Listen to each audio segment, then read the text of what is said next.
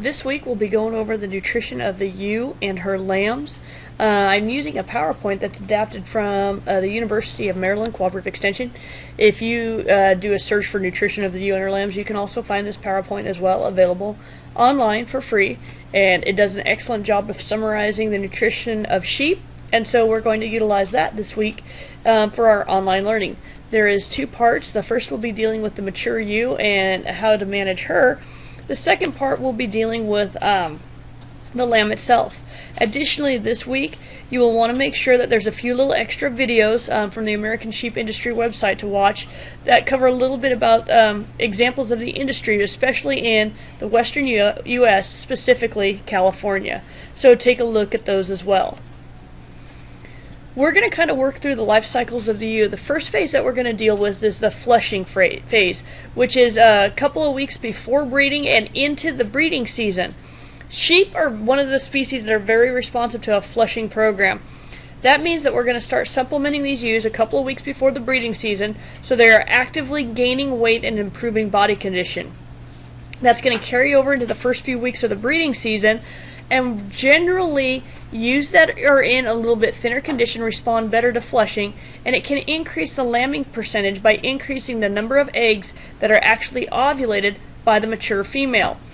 It has more of an effect early on in the season, but it can help with embryo survivability later in the breeding season.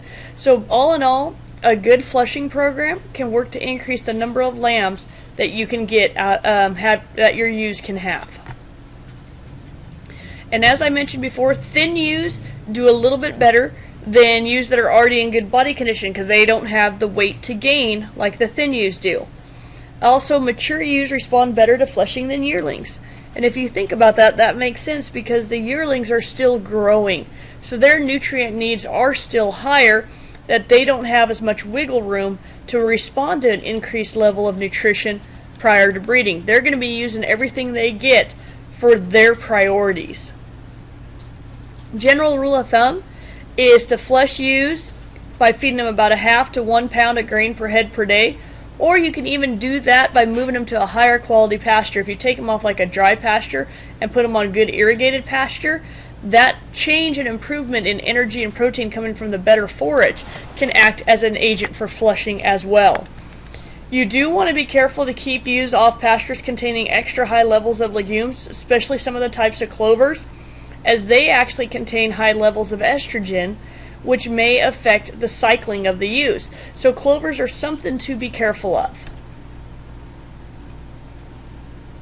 Once you get the mature females bred, then you're going to be managing them through the early to mid-gestation phase. And kind of like we talked about in beef cows, mid-gestation, early and mid-gestation are not necessarily the critical periods compared to late gestation and lactation. But we do need to pay attention that placental development occurs during the first 30 to 90 days of pregnancy, and that does affect the nutrient transfer between the ewe and her developing fetuses.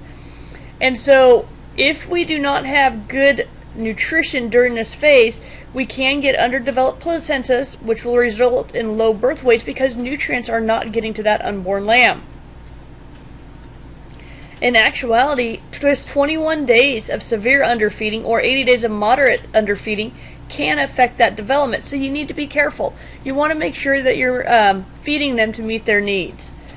The thing is, you got to be careful. You don't want to overfeed, you don't want to underfeed. You're going to aim to have ewes with a body condition score of around the 3. We'll talk about at the end of this PowerPoint the body condition scoring for sheep and give some examples. Sheep are different from beef cattle in that we use a 5-point scale instead of 9. The thing to remember is that the nutrient requirements during this phase are only slightly above maintenance. It's just a little bit more than the maintenance, and so that's why making sure you don't overfeed is critical. Now, late gestation, just like in the beef cow and the dairy cow and everything else we've talked about, that proper feeding and management is critical to having a successful lambing season. During the last 4 to 6 weeks of gestation, remember the gestation period for a sheep is about 5 months. So this is talking about the last month, month and a half of gestation. That's when we're going to see 70% of the fetal growth. The mammary system or the udder is going to be developing, and as that fetal growth is taking place, it's filling up space in her body. so that her capacity for her rumen to hold feed is actually diminishing. So diets need to be more nutrient dense going into this late gestation phase. Extra nutrition is needed during this phase to support the development of the fetus, that 70% growth, the development of that mammary tissue, to prevent a couple of nutritional disorders that you read about in the dairy section, ketosis and milk fever. Both of those can happen in sheep as well. And finally, you want to make sure that the extra nutrition is there to ensure that survivability of a strong, vigorous lamb that doesn't weigh too much. You don't want to cause any dystocia or lambing problems by having those ewes overfed. Generally, during late gestation, energy is going to be the nutrient the property of a nutrient that's required in the largest quantity. It's also the one that's most likely going to be deficient in the females. Protein requirements are higher, but not significantly. They're boosted a little bit during late gestation. The other thing to pay attention to is the mineral requirements. Calcium is actually going to double during late gestation and late pregnancy because they're getting ready to go into milk production. You want to prevent milk fever, and so you need to make sure their needs are met. Selenium and vitamin E are also critical nutrients during late gestation. We actually give our ewes in their pre-lambing, about 30 days pre-lambing, they receive a selenium drench because the Butte County, the North Valley area, the Sacramento Valley, is severely deficient in selenium. And so if you're raising ruminants in this area, it's one that you need to watch for, you need to supplement with to make sure they're going to get their selenium needs met. Vitamin E works in partnership with selenium, and so you sometimes need both, or one will help spare the other one. When you're monitoring your ewes, it's kind of a challenge because ewes can have multiple fetuses that they're carrying, twins, triplets, even quadruplets. And so your level of nutrition that female needs depends on the size and the age of the ewe, and also is she carrying twins or singles or triplets. This is where knowing your flock history is very important to understand that, hey, I know that my ewes I'm going to average twins, or I'm going to average about 1.5 lambs per ewe, because that'll help you manage their nutritional needs. To meet the energy needs of a pregnant ewe during late gestation, we usually supplement a little bit of grain. If the forage quality is low quality, we may also need to supplement some protein and or calcium into the diet. The thing is we don't want to underfeed our ewes, even the fat ones. We want to make sure that the reason why is because inadequate nutrition results in a lot of different problems. One is ketosis, where the ewe's body starts breaking down their energy reserves too fast to make up for a deficiency in energy. And they wind up getting very sick, going off feed, and it eventually can lead to death. They are produced small or weak lambs. Those lambs don't have the survivability. They're going to die a little bit easier, so we have higher lamb mortality rates. The ewe is going to produce lower quality and quantity of colostrum, which is we're going to talk about on the lamb side of things. Not only colostrum that first milk, but also her entire lactation. She'll have poor milk production. And if you are producing wool as a byproduct in your sheep operation, you're going to see reduced wool production as well. We got to be careful on the overfeeding side, even with the thin ones. Those fat ewes are going to be more susceptible to pregnancy toxemia. They're going to have more lambing difficulties and are more likely to prolapse. Prolapse is simply where sometimes their internal reproductive tract comes out and actually causes problems and can be a very traumatic thing for a ewe.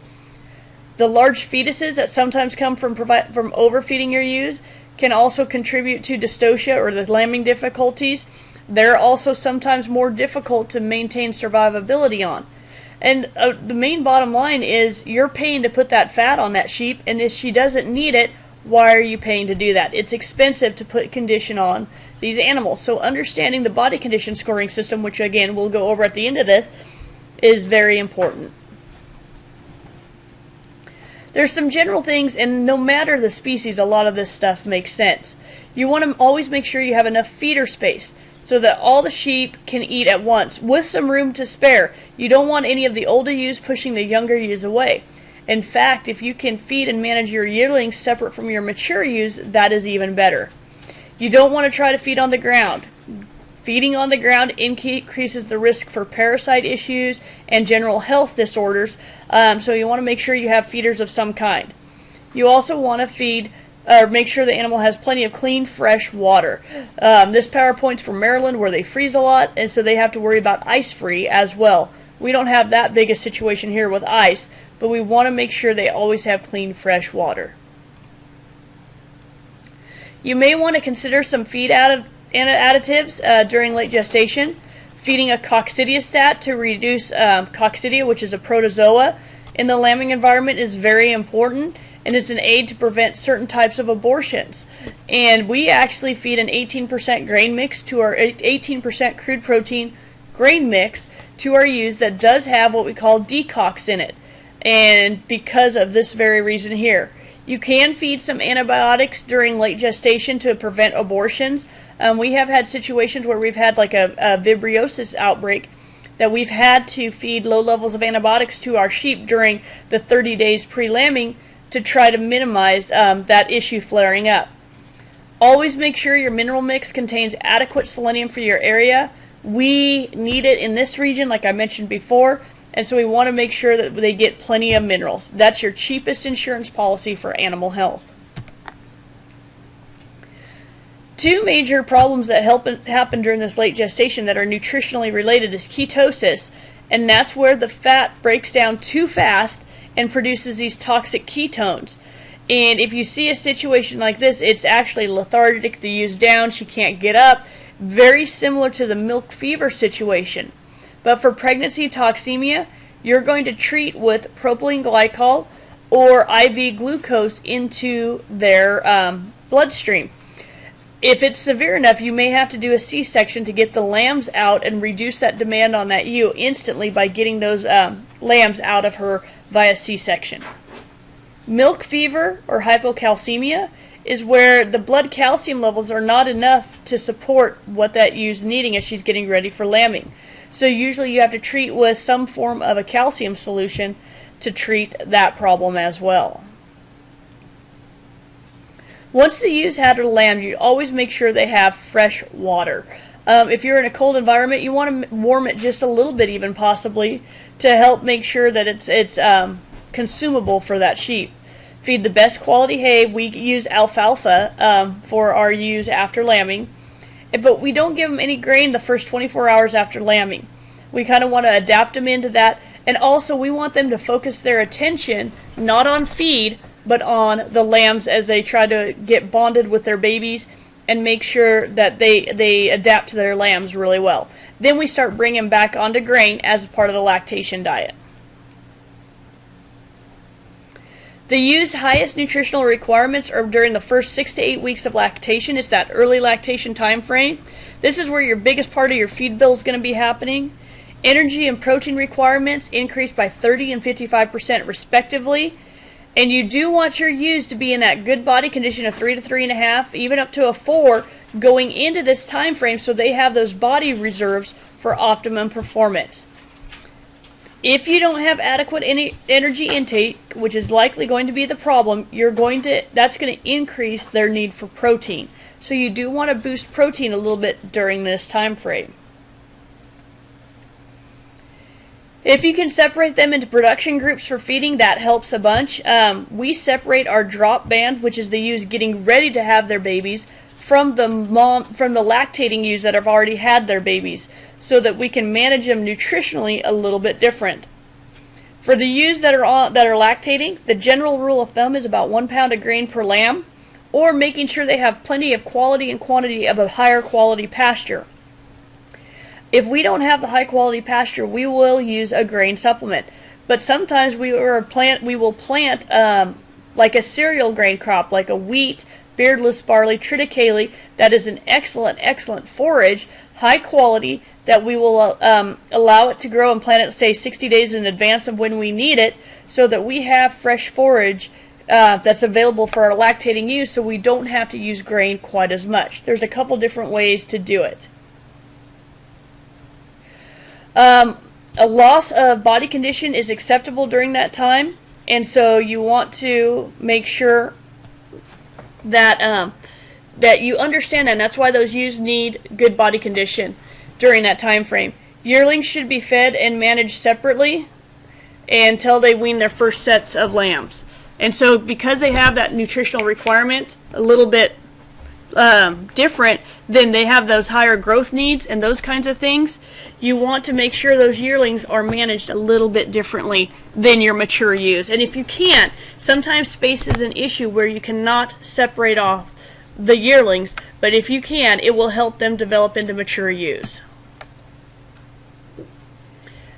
Now, understanding how many lambs your ewe has on them is going to drive how you feed these females.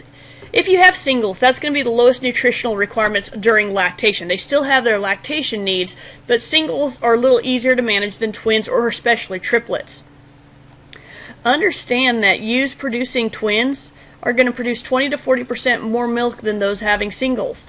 And if those ewes nursing twins that are growing at between 1/2 to 3/4 pounds per day, that's the same as a dairy cow producing 60 to 70 pounds of milk per day.